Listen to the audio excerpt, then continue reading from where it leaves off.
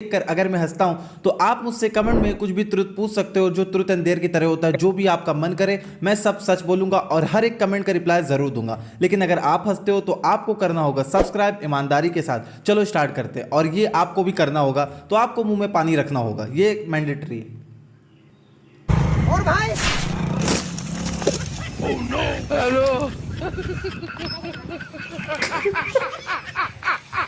खेलेगा free fire.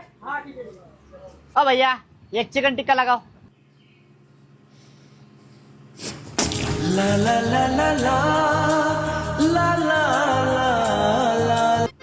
Sir vacancy खाली थी, मैं इंटरव्यू के लिए आया था। अच्छा, कंप्यूटर चलाना आता है? जी सर। चला के दिखाओ।